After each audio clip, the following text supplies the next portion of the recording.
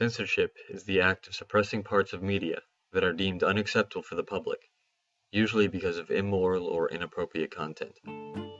Today, censorship is a word that everyone knows, a reality that everyone is familiar with. We hear about it on the news, happening mostly on the other side of the world in countries we've never seen. In the United States of America, we view ourselves as mostly free of censorship, believing our constitutional right to free speech protects us. But just how true is that in reality? Is government our ally against censorship? And furthermore, is censorship as evil as most of us declare it to be?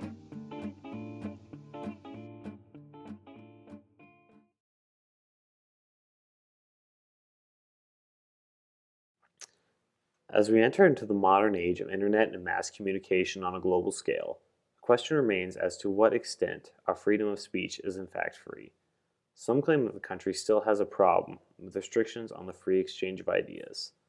Dr. William Doan, a professor of theater at Penn State University and a theatrical performer himself, has encountered the problem of free speech restriction dozens of times before.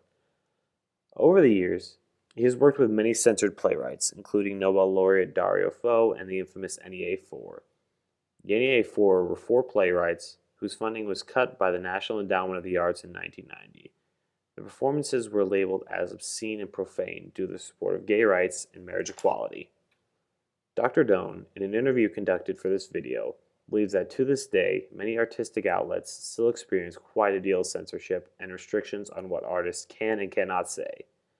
He believes the censorship to come not from a government standpoint, but rather from the lack of diversity in the producers of artistic ventures.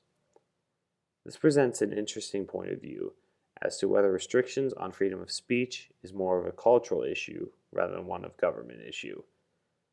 Later in the interview, Dr. Doan was asked as to whether censorship was inherently detrimental to the furthering of public intelligence, which he did, in his opinion, confirm. He went on into further elaboration in saying that censorship creates, quote, fear and anxiety, which helps breed ignorance. We live in an age in which an artist's creation and ideas can now reach millions of people instantly. With that one controversial idea can now affect a mass population at a rapid pace, unheard of until recently. Now, more so than any time in history, we must establish where and to what degree freedom of speech should exist, and to whether we wish these ideas to be public knowledge, or if some things are better left unsaid.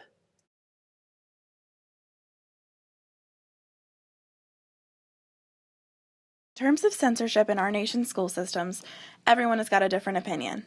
The fine line between supervision and censorship is constantly scrutinized in debates about everything from school newspapers to banned books to morning announcements, movies, the Pledge of Allegiance, and sex ed.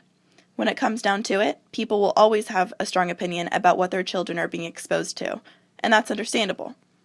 But just because a book has sex or violence in it does not mean it lacks literary merit and shouldn't be taught. According to the American Library Association, intellectual freedom is the right of every individual to both seek and receive information from all points of view without restriction.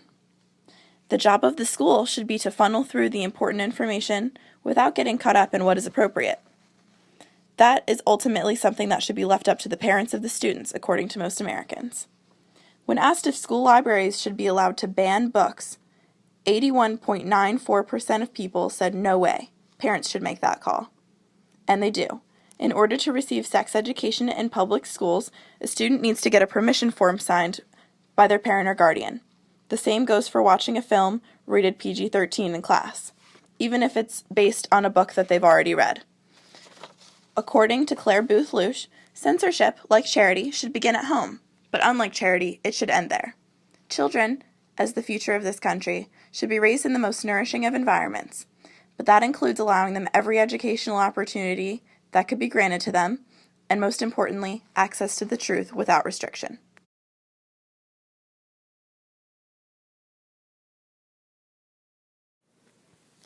According to the American Academic Encyclopedia, the root motivation for censorship is fear that the expression, if not curtailed, will do harm to individuals in its audience or to society as a whole.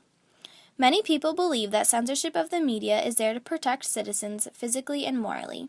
physically speaking by preventing riots and violence, morally speaking by protecting them from certain ideas. The International Encyclopedia of the Social Sciences has found 3 rationalizations for censorship. 1. Ideas are false or dangerous by the standards of the authorities. 2. The minds of those who would be subjected to the ideas to be censored are not capable of seeing the falsity and would be led astray. 3. Ideas that lead to antisocial behavior may be censored. Others disagree and have found reasons to be against censorship. The International Encyclopedia of the Social Sciences also states that it is a notorious fact that censorship, or the threat of censorship, may make the fortune of a book or play which might otherwise have failed to win public attention. Henry Steele Commager, a historian and educator, once said, "The fact is that censorship always defeats its own purpose, for it creates, in the end, the kind of society that is incapable of exercising real discretion.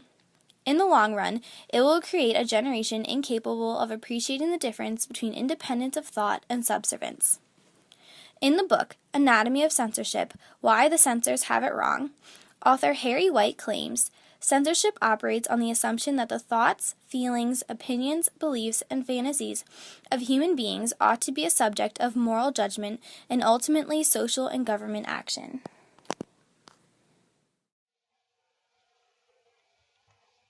Censorship has always been a controversial issue, polarizing intellectuals for centuries.